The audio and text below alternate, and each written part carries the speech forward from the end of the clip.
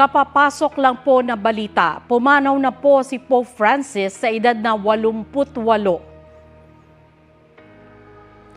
Ayon sa Vatican, pumanaw ang Santo Papa pasado alas 7 ng umaga kanina, oras sa Vatican. Pasado alauna ng hapon, oras sa Pilipinas.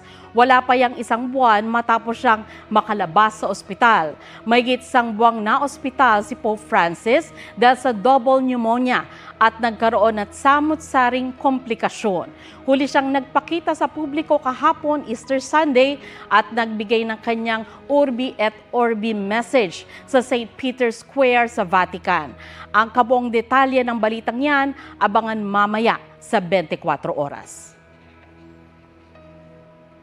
Para sa mas malaking misyon at mas malawak na paglilingkod sa bayan, ako po si Sandra Aguinaldo ng GMA Integrated News, ang News Authority ng Pilipino.